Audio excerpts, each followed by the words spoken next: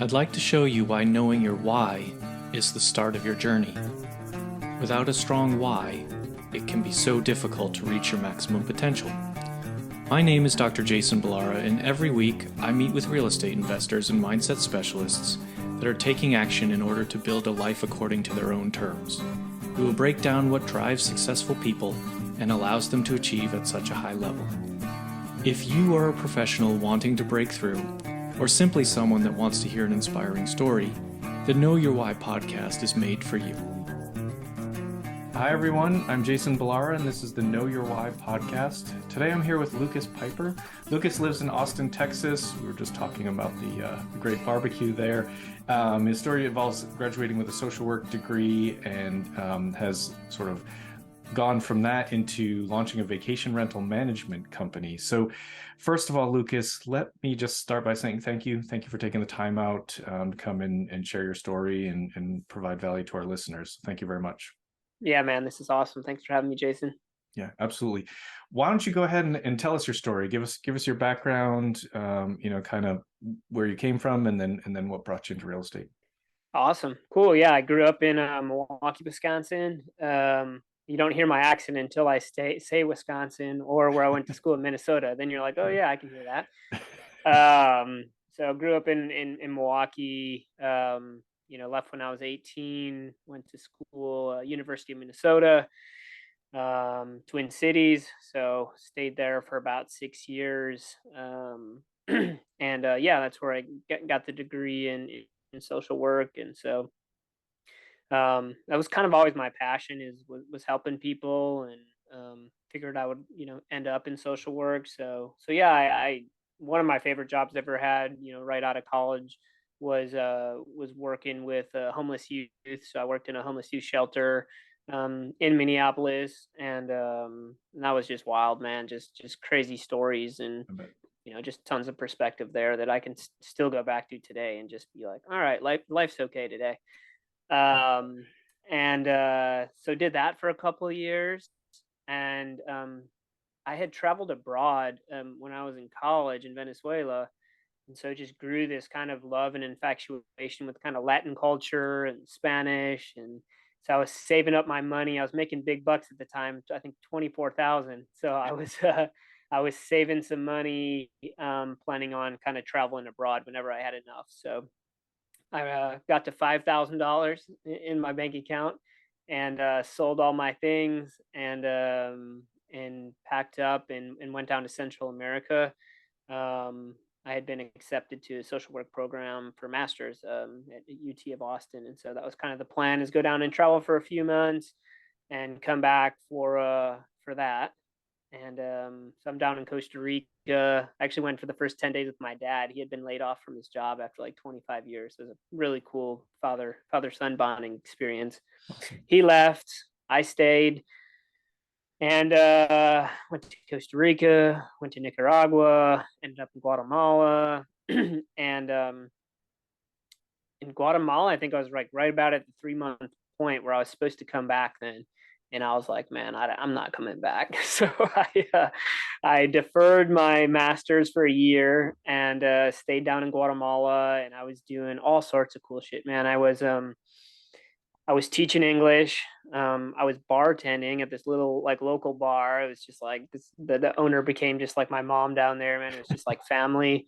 Yeah. And then I was volunteering. So I was like the lead coordinator for this volunteer program, and we were building safe stoves for the Mayan population down there in Guatemala. They still have like a 40% indigenous population. So we'd go out into that community and build these safe stoves. We'd do like these nutrition retreats and teach them about like the oranges that were growing in their backyard that they weren't eating, and how that gives them vitamins and like all sorts of stuff. So yeah, I was down there all in all. And I ended up finishing traveling through Central and South America. So I was down there for about a year and a half.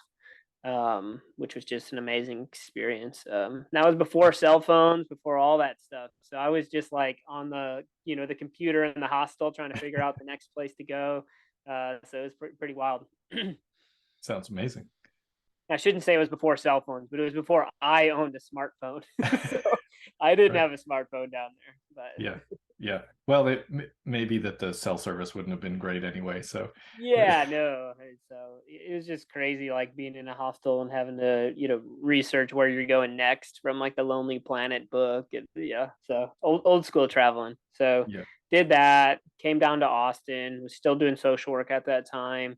Got into some really cool work doing like street outreach. So it was a crazy job. We'd walk around the streets, work with street workers, people addicted to drugs.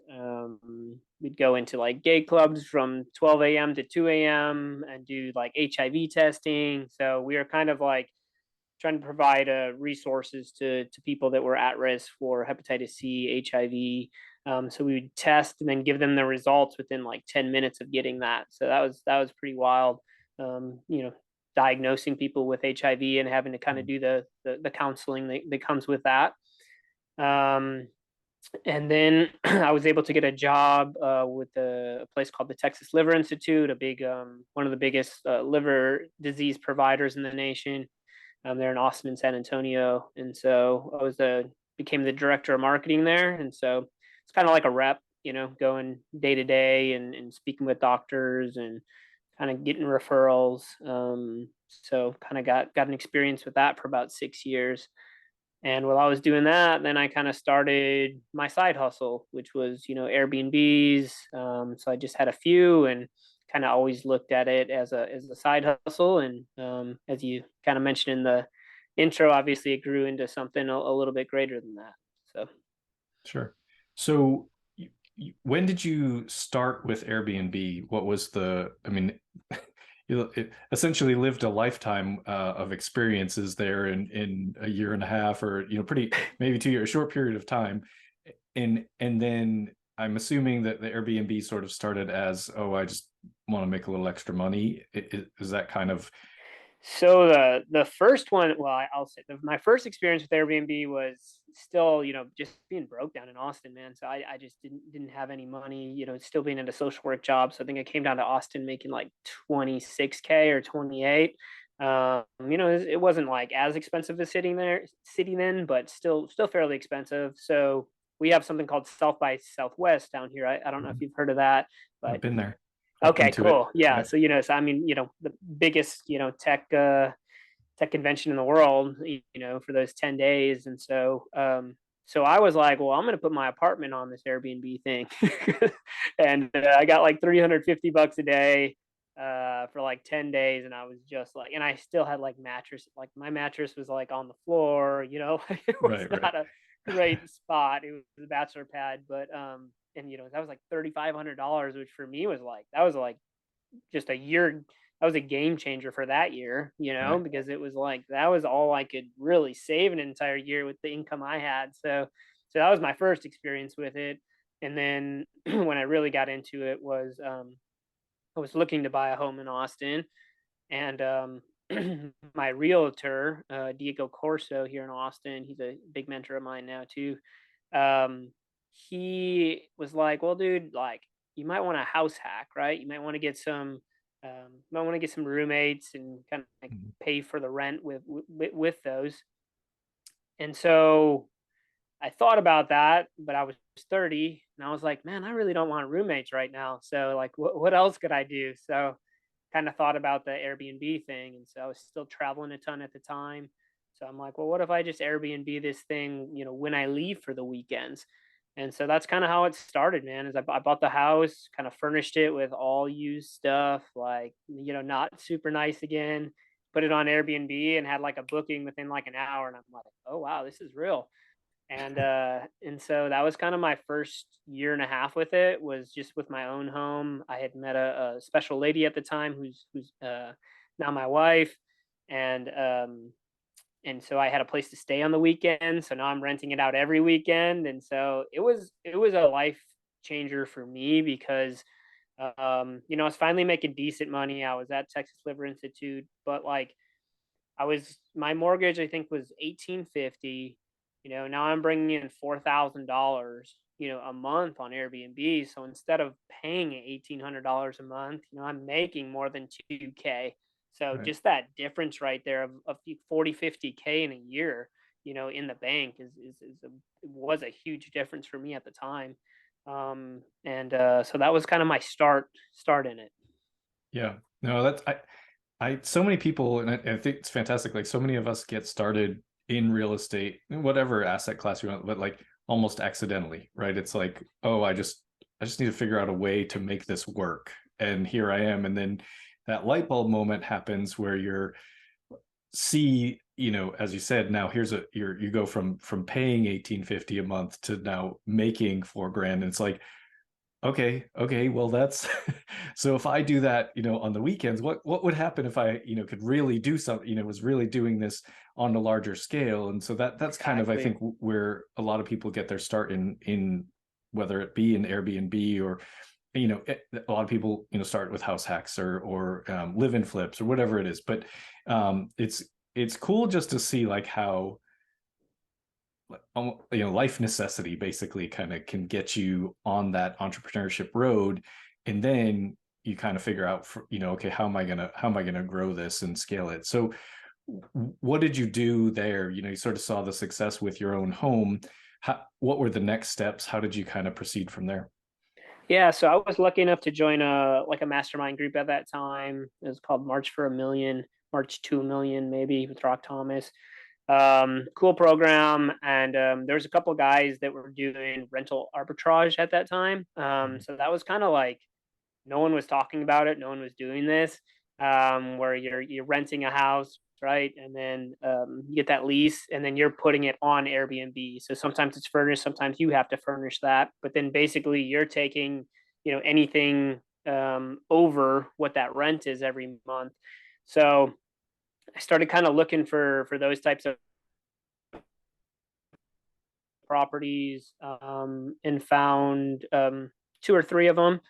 So yeah, so I started doing some rent arbitrage, and really then I was at three properties, one of my own, and two of the rent arbitrage, and I was like, I'm good. It was like an extra like 4K a month. Again, I was making solid money that kept going up with the marketing job. So coming from a social work background, I mean, I never thought I was going to make over 60, 70K, so all of a sudden Right. I'm making like 100, 120, with those combined incomes. And I'm like, man, I'm balling. Like, Yeah. I don't need anything else. So I kind of just stopped, man. I was just hanging out at those properties, and like, life is good, and like not really working too hard, like making good cash. So that was kind of the start of it. um, I went up to five properties, and things started getting a little bit more hectic then, like, balancing the work with the properties. It seems like whenever people scale an Airbnb, that's what they say, right? When you get to about five, you're like, oh, wow, Okay. like I don't have systems. I don't know what I'm doing. Yeah. Um, and so I got to that right before COVID. COVID hit, lost a couple properties through that, that were actually a blessing, that it happened the way it did. And then the other ones, I was able to kind of get through it with doing some longer term stuff. So I came out of COVID then with like, I went back down to like two or three. And so it really gave me a time to think during that of like, man, this is a up and down industry. Like, do I want to do this? Do I want to put, all my chips into this? And so I kind of decided yes. And so when I came out of COVID, I was a little bit more aggressive and saying like, all right, I want to leave my job within like a year.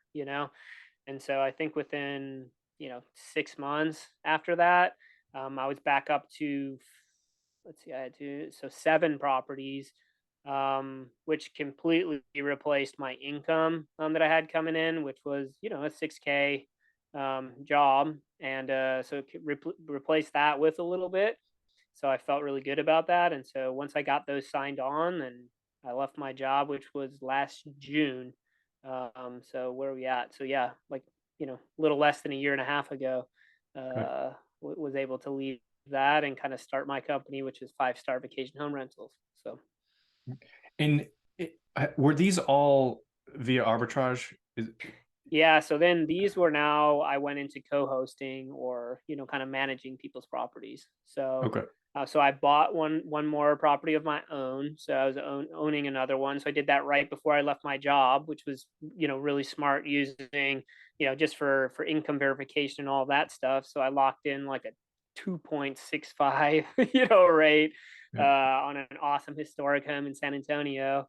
So I did that, and then yeah, the other ones were all co-hosting. So I had one, and I guess one more arbitrage. So I had one arbitrage, and then I signed this package of 5 co-host deals right east of downtown Austin. Okay.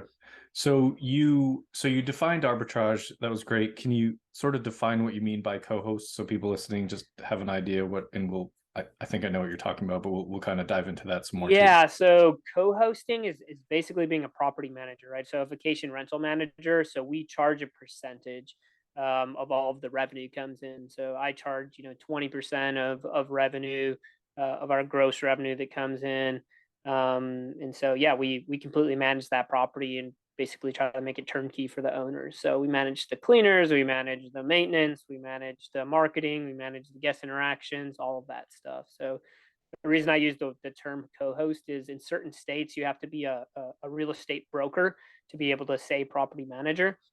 And so since I'm not a real estate broker, then that's why I use the word co-host. But Okay. Okay. No, I mean, that's good to know. And I think pointing out that it may be state or even probably even market sometimes within states or different cities within states, I think have different rules as far as how they treat short-term rentals and exactly. all of that. So it's a I think a good point. It's not a fun or interesting point, I guess, but it's a good point for people that are looking to get into that short-term rental space, that you definitely need to know that it's market specific and be if you don't know all the rules and regulations, connecting with someone like yourself who does know that, kind of the rules and regulations in that particular market, I think is hugely important. So you don't get yourself in a in a situation that you Little can't get out pickle. of. Yeah, exactly. Exactly. So when you do this, you're essentially managing effectively for investors, right? Your co-host, your the other side of the co-host is essentially an investor who's the one who has bought the property and Yes. now bringing you on as a partner to manage the property, Yep. which is a fantastic model, I think, from either side, right? If you want to Exactly. do the managing, then great. If you don't want to do the managing, but you want the benefits of that cash flow from a short-term rental, then great. Find someone to partner up with. What I don't know, maybe give us some sort of insight or tricks of the trade from the management side of things, right? So you mentioned earlier, you made a comment about how that inflection point seems to be about Yeah. five Yeah. units for people when they're like, oh, I don't have systems. So what, you don't have to give away every one of your secrets, but kind of what sort of things do you try to put in place for people to make it so that property is efficiently managed? Yeah. So let me say this first. So I'll get into the tips. So let me say this first is the disclosure is a lot of like Airbnb is the hot topic right now. I mean, a lot of people are talking about it. A lot of people are doing it Yeah. or want to. Like, there's not really a person I've talked to where I'm like, like I do Airbnbs, and they're like, oh, I hate that. Like everyone's like, oh, I'd Right. love to have an Airbnb, right? Right. And because it's a cool thing. It's like, man, I get this like vacation house, and I get to Yeah. set it up all pretty and put these like quotes on the walls. Yeah. Yeah. and uh and so I'll say this, like if you're looking to get into real estate, just understand that if you're on the management side, that Airbnb is not real estate, it's hospitality. So Yeah. Great I point. think that was one thing, that I kind of knew going into it, but not fully, was just like, yeah, I mean, you're dealing with people, right? I mean, that's your main job. And so that's not real estate. That is hospitality. Right. And then you're dealing with houses and homes, which is maintenance. So that's really, the two biggest parts of it. Yeah. And the hardest parts is dealing with those things. So I'll say that, and I'll just say that it is a tough industry, but there is a lot of tools out there that make life easier. So just like anything, right? any specialty people go into now, I mean, you can make your job easier with technology. So we try to use every piece of technology we can to streamline things, but also to make ourselves more efficient and make us, stand out, within the industry. So, automated pricing, of course, that's a basic thing of, a program being able to say, hey, it looks like in March in South by Southwest, a lot of people are booking. So we're going to push your rates up from $300 a night to $900 a night. So having that sort of thing, and still we go in manually and do that too, and see what's fit. But at least, you have the smart pricing that's doing that for you most of the time efficiently, and you're getting this little SEO boost. And for people that don't know SEO, search engine optimization. So just like on Google, of who shows up first, Airbnb has that same algorithm. So why is your listing going to show up instead of the other 8,500 listings in Airbnb? One of those things is if you're active on your account. So are you changing your prices daily? Are you switching around your photos? Are you updating your titles? So that's a huge trick that I don't think a lot of people realize or know, is that we're in there every few days, changing things up, seeing where we can streamline it. We use a program called Rank Breeze. And so Rank Breeze tells us, where are you showing up? Are you showing up on the first page? If you are, how many times? Are you showing up on the first? If you're not showing up on the first page, what page are you showing up on? And here's a few tips to be able to show up a little bit higher. So we're kind of on the back end, always working on that stuff. But yeah, my thing, if people are getting started, is, and especially if you want to grow, don't clean your own place. I think that's one thing that people are like, they're like, I don't trust anyone. I want to clean my own toilet. I'm like, that's fine. If you just want one, no problem with that. Sure. You can actually save a ton of money doing that. No issues. I have a friend up north in Austin. He has his one, and like, just is like, yeah, dude, it's super easy. I go on my lunch break. I like cleaning. Awesome. He saves like $170 every time he cleans that. That's great. But if you're trying to scale, no way. Don't do Right. that. So building your cleaning team, I think in almost any career path here in the US, if you're an entrepreneur, like, using virtual assistants is absolutely massive. So I have two virtual assistants in the Philippines, that are awesome. One of them really runs our team. I mean, he's our manager right now, like soon to be director. Knows more about our property management software than myself. Like, I mean, just awesome, man. Super hard worker. At a rate that is just not comparable to the U.S. Much lower, and I'm able to give him a salary that he couldn't get there either. So it's kind of this Sure. win-win. Yep. So finding help and in terms of VAs can be really nice. So you're not locked on your phone all of the time.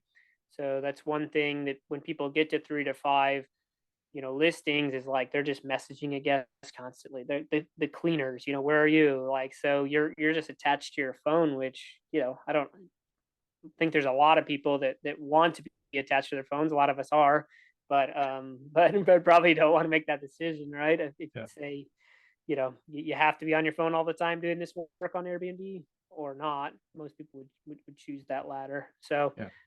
so there's a few tips there.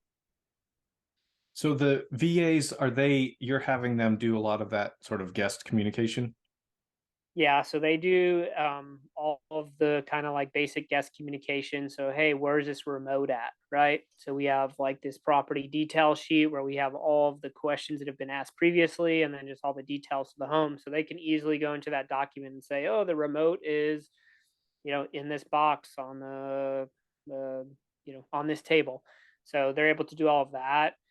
We still do all of the guest communications if they call, just because we feel like it's a little bit, a lot of people want to feel like they're talking to Lucas, or at least someone stateside, Sure. when they call about an issue. So we still take those calls, but that's very few because we have all of our systems, all of our manuals, like all of the questions that they might have, like we've already answered. And so the goal, we maybe get a call a week, which is pretty awesome, having 20 properties and, Like on a Right. Friday night, we'll have 130, 140 people within our homes. So there's a lot that can go wrong.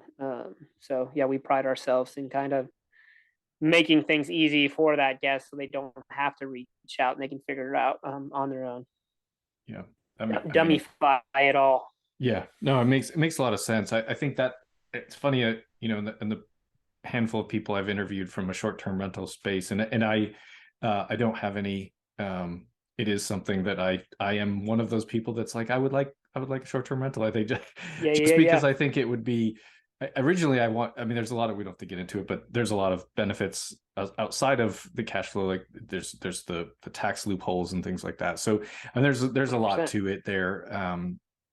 But point being, I think, yeah, when I talk to people that are really into it and doing it at scale, it's systematizing, it's having the biggest thing is sort of the management of those things and getting out in front of it, where you have those manuals and you have, it's like, guess what, the batteries are going to die on the remote, so have batteries on site, like things like that are just 100%. like little things that people you think shouldn't be. It's like it's not things you think about in your normal life because you just handle it, right? Like, but Correct. when it's a guest, they shouldn't have to handle it, and they don't believe they should have to handle it. So it's like you have to think of all those little things and all those questions, and be like have those as part of that, sort of forward thinking process in your management of these properties.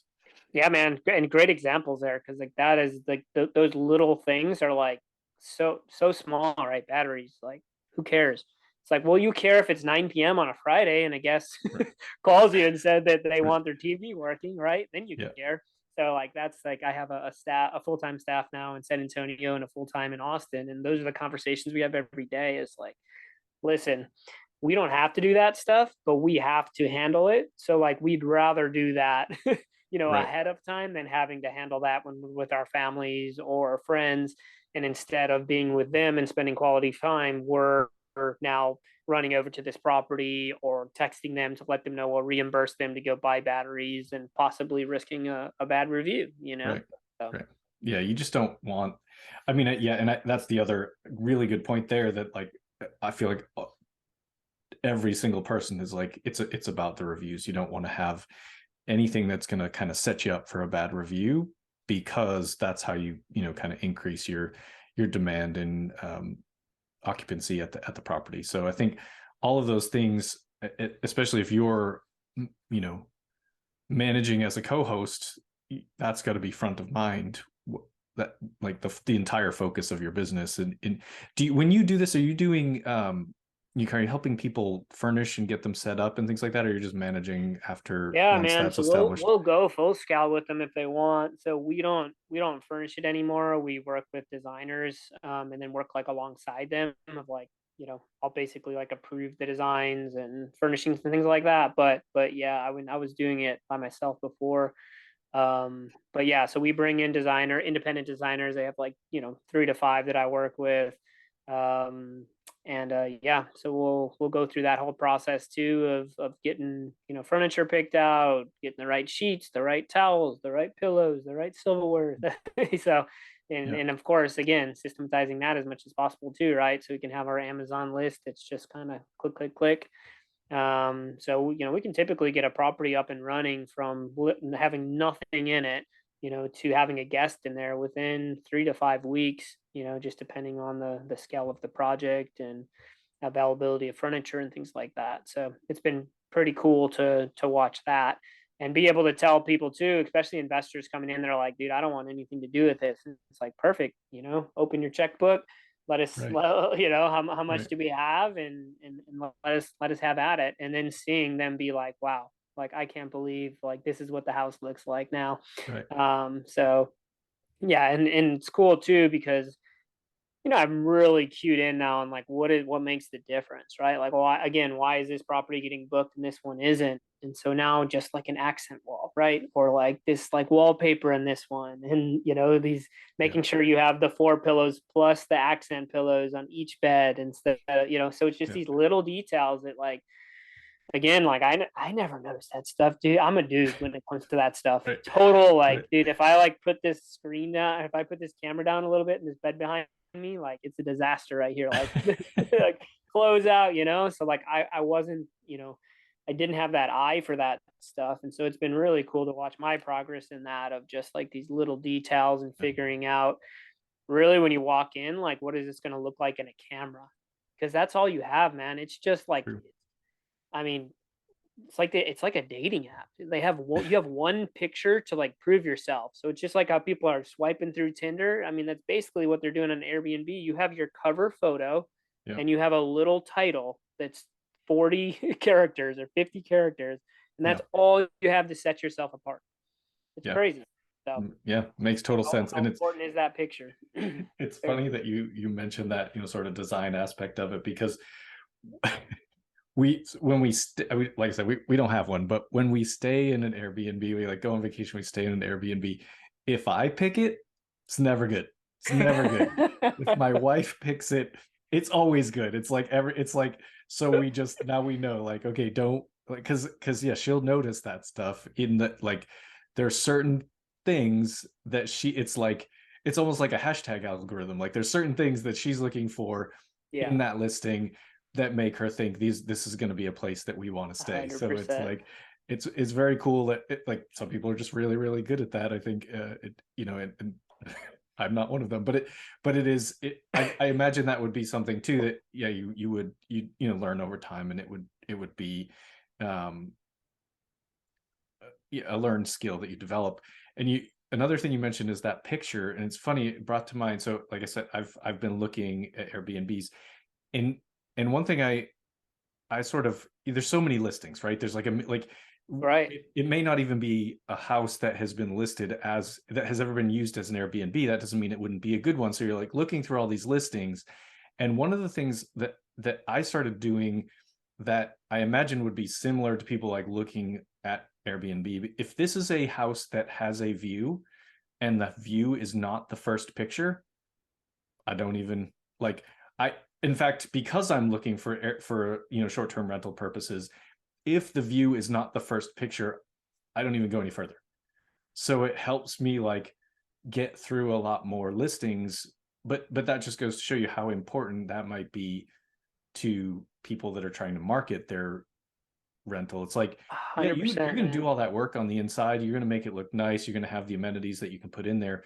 But if you're like, if this is a oceanfront or a mountaintop place, I guarantee you what every person coming there wants to know is, what are they What is looking that at out view? that like that's, and it's just, so I think that point about like you have a limited amount of space to catch someone is huge. It's a great point, man. And yeah, I mean, just for another, tip there, like, I mean, I run numbers all week long. So, I mean, I probably have, I don't know, 3 to 5 investors that I'm running numbers for at a time. And so, like, that's one of the things I haven't handed off to anyone yet, because I think it's kind of scientific, and it takes a lot. It's super analytical. And so I'm looking at these properties all the time in this area, right? And it's like, all right, there's in this, let's say, point 0.3, you do that, you write that, you just do this circle. So it's like Right. 0.3 mile, radius, and 3 to 5 bedrooms. And okay, now there's 14 houses in there. So now we're going to see like which ones are the comps within that. And you'll look at these houses that are, same square footage, same design, some of them, same amenities. And yet one property is getting $14,000 a month and one property is getting $8,000 a month. And you're like, wow. And it's like what you just said, because that first photo, like I was just running one yesterday, and it was a pool property. And their last 4 pictures are their pools. Their last four Yeah. pictures. You had to scroll through 30 other pictures to get through a picture of their pool. Yeah. It's like, that is your number one picture. No questions asked. Like, you're in Austin, Texas. It's hot Right. here 9 months out of Yep. 12. Yep. And you literally double. We just built a $100,000 pool in our backyard because it'll pay itself off in a year and a half. through Airbnb. Like like our property was going to do like 7,000 and I'll do 14,000 a month. Like this is Yeah. how important it is. And yet you don't have your first fixture be the pool. Right. Right. So yeah, it's Yeah. you really got to think about that stuff. Yeah. Yeah. It's like you need to have, yeah, whether it's your pool or like I said, like you're on a mountain, you're looking like you need a shot that goes from what you did nicely, hopefully what you did nicely on the inside that kind of shows that and pans out to your best thing, your best Love feature, that. and that needs to be number one. Like, okay, follow that up with like the stuff you're really proud of on the inside too, but 100%. like you have to realize why people are coming to your property. Yep. And now there's so many people that are putting a lot of work into this, to making it a nice property that you have to, it's probably fairly easy to kind of bypass the ones that are not, putting the effort in.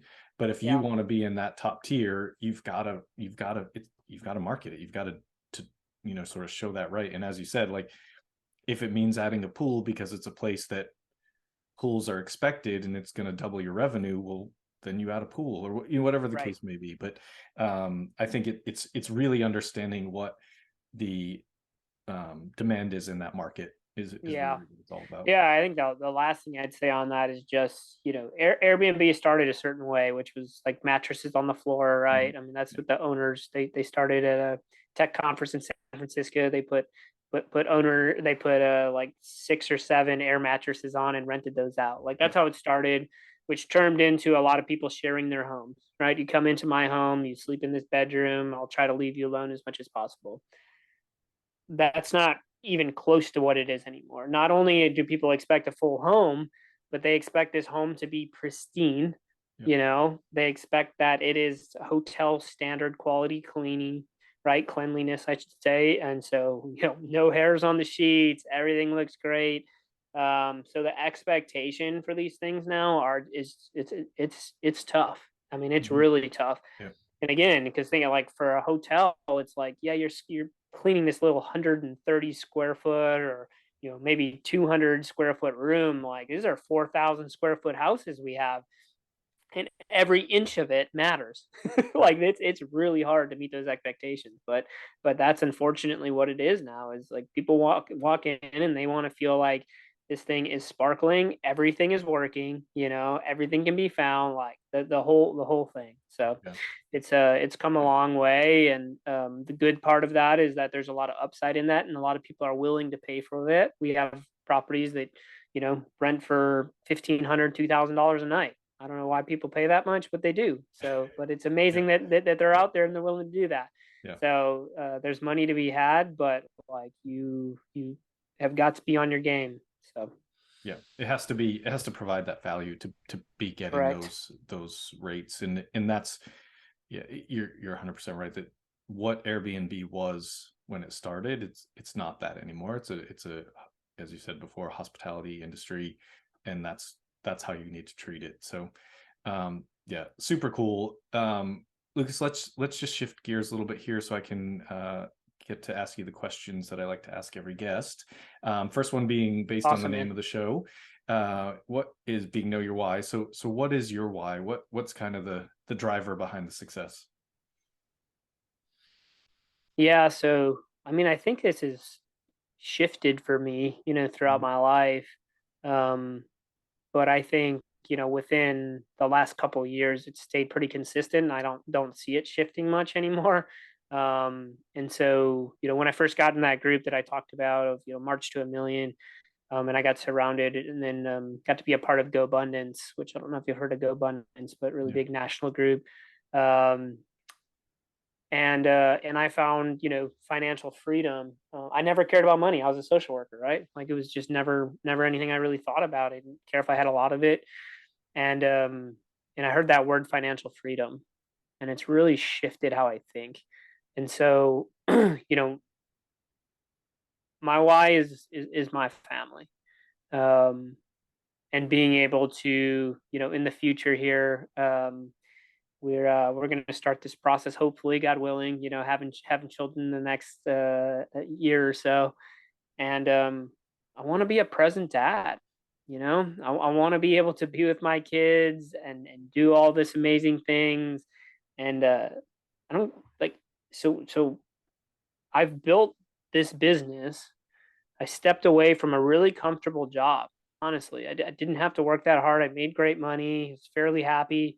Um, but at this point, it's a lot about being able to have time, um, and energy to do what I want when I want, and that's going to, with the focus on what that's going to look like, when we have children. And so, like, a lot of what I'm building right now has to do with that, of thinking every day of like, okay, it's fine right now on a Saturday for me to go to this property and do what I have to do and clean this place out, but like, what's that going to look like in 5 years when my kid has a soccer game?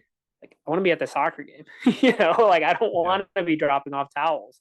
So like, really, that's day to day of like the decisions I make in my business, the decisions I make in my health, right? Am I going to go and do, like, I mean, I compete at a really high level athletically, but at the same time my body's been hurting, man. So it's like, I need to get in this yoga routine more, like, I need to be able to stretch. I need to be stretching. Like, Yeah. so I mean, it's just this, that's what I think about every day, is kind of longevity and health and wellness and time and freedom.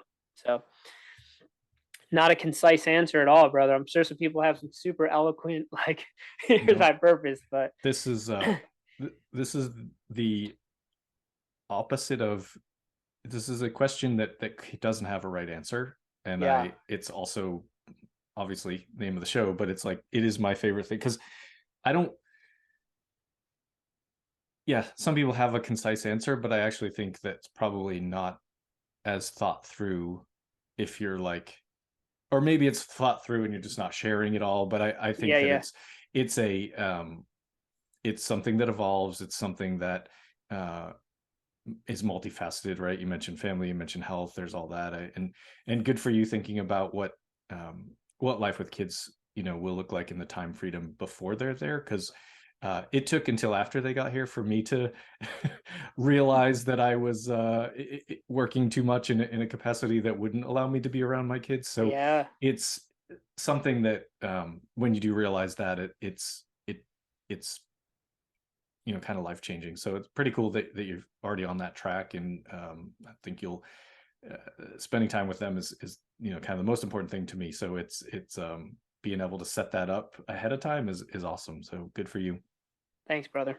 Yeah, um and I guess, the last part of that, which I missed a huge thing, I think, is helping people. So, I was a social worker, and I don't get to do that day to day with my job now, right? And so I have to find ways to be able to do that still. And so I've been in recovery for a number of years, so I'm very active in that community, and trying to sponsor and give back, and yeah, so I mean, I think a lot about day to day, whether it's just with friends and, helping them learn about finances and freedom for themselves, whether it's, you know buying someone a ticket to Tony Robbins so they can go experience, self development the way that I really, got involved with it and loved it. So, yeah, man, how can I give back to the community? And really, the way I see that, as I think I've been blessed to be like a more like emotional man, in touch with my like, in the sure. being in recovery has a lot to do with that. And so I try to be really, really vulnerable with, my struggles in my life, which I see a lot of men struggle with. So I just sometimes make men uncomfortable, the conversations I have. But I do that from a place of, I want to be authentic, man. I want to be an authentic man here, and I want to be vulnerable. And I hope that I can help others with that. So that's a huge thing of what I try to do day to day. And I do an inventory every night that asks just that. Were you selfish today, or were you thinking about others? Right? Were you angry? Were you resentful? So I deal with that stuff day to day, to make sure that I'm not letting any of that stuff, get out of control. So Oh, that's phenomenal. And maybe we'll just have you come back and we'll do a podcast just on that, because that'll be that is equally interesting to me. We talk about all of that stuff as well. So but good for you. I think, yeah, I mean, I think one of my favorite things too about the, sort of what is your why question is that there's a lot of similarity in answers, in the sense that, people want financial freedom, or they want time freedom, or, it's family or whatever it is.